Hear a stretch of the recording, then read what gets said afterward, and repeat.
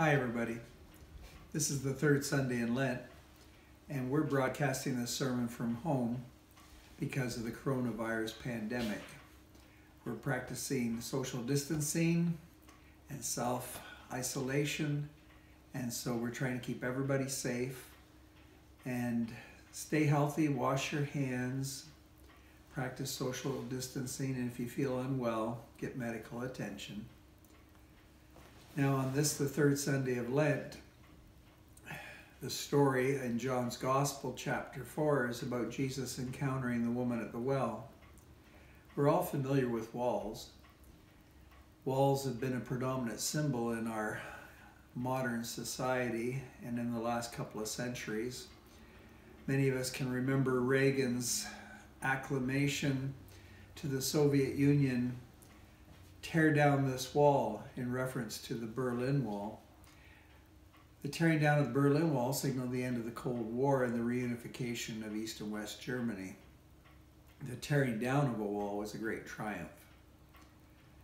I guess we didn't completely learn our lesson about walls, as in our own day and age, Trump has wanted to erect a new wall between Mexico and the United States to further separate people. And of course, we're all familiar that in the ancient walled city of Jerusalem, they've erected a new modern ugly wall that's between Jerusalem and Bethlehem, meant to separate the Palestinians and the Israelis.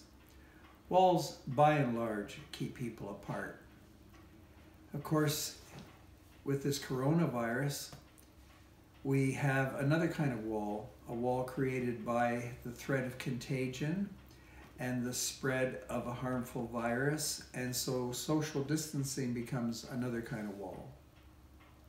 When Jesus met the woman at the well in Samaria, just over the border of Israel and Judea, he encountered a formidable wall, just as strong and just as designed to keep people apart as those physical walls that I've referenced so far in this sermon. The walls that existed between Jesus and the woman at the well were really created from the following barriers. First of all, there was the gender gap. Jesus was a man, of course, and social protocol would have dictated in his day and age that he should not be so bold as to approach and talk to a unescorted woman who was in isolation fetching water at the community well. And so right away she has her guard up and she's suspicious of his intentions because he is violating these social norms. The second barrier that existed between Jesus and the woman at the well was cultural and religious. She was a Samaritan living in Samaria. She was attempting to fetch her water from the ancient mountain site of Samaria, the focus of their religion, which was Jacob's well. And Jesus, of course, was a Jew from the south and would be more aligned and associated with the Jews in Jerusalem and the temple being the focus of God. Jesus, approaching the woman who's at a well, asks a very natural question. He says to her, "Give me a drink of water." And that is to quench his thirst, of course, on a very hot day. But she's suspicious. Why do you, a Jew, ask me, a Samaritan, for a drink of water? Surely Jews and Samaritans don't talk to each other. The barrier that exists between Jews and Samaritans was largely based on a history and centuries of foreign invasions, where Samaritans had either been conquered and occupied by foreign nations, or they'd been taken away from their homeland into exile. The result being is that Samaritans greatly mixed with foreign nationals, and many of them intermarried. Jews regarded, therefore, the Samaritan culture as an inferior race because Jewish people based their whole identity on their ancestry and the purity of their culture and religion. And so Samaritans were, in a sense, watered down Jews. And so there was this kind of indifference to one another and this barrier that existed.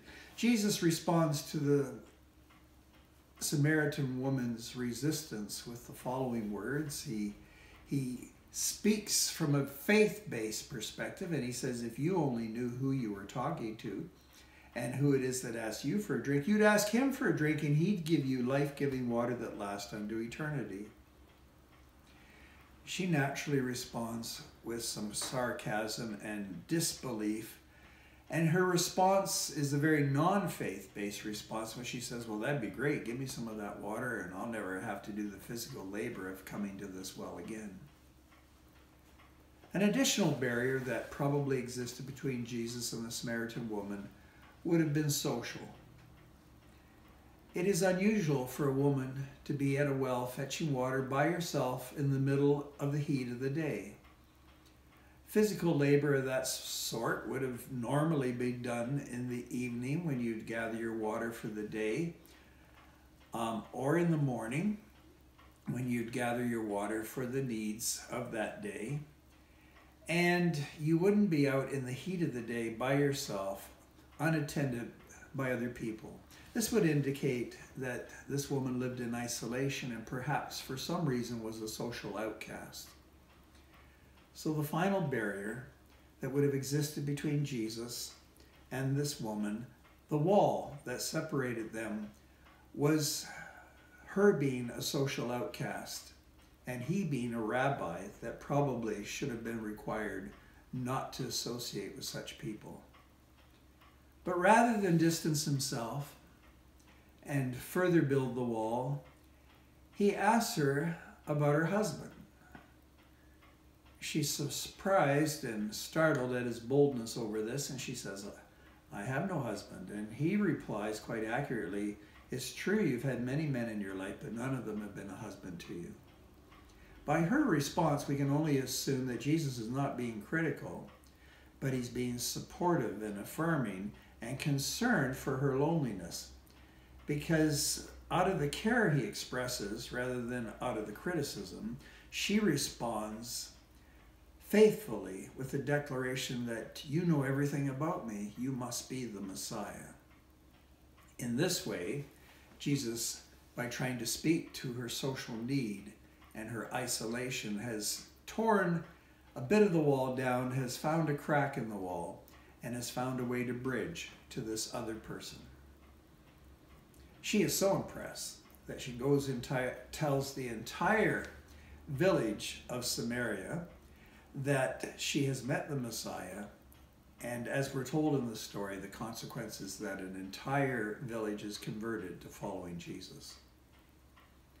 Just as Jesus attempted to tear down the social barriers of gender, culture, religion, and social inequality with a foreign woman, so too we must try and tear down those similar barriers that we have with each other. The coronavirus is something that will naturally separate us and divide us and keep walls between us for the time being, but we can find ways to bridge those walls, such as this use of social media. There are ways we can stay in contact with one another through the internet and through phone calls and through expressions of care. Care for each other and not just care for self in this health crisis. Jesus made an important declaration to the Samaritan woman at the conclusion of their conversation when she says that the Samaritans have Jacob's well and the Jews have Jerusalem and the temple. He says there's going to come a time when God won't exist in any place or belong to any particular people. God is spirit. And in that way, God exists everywhere and belongs to everyone. Let us claim God's spirit at this time.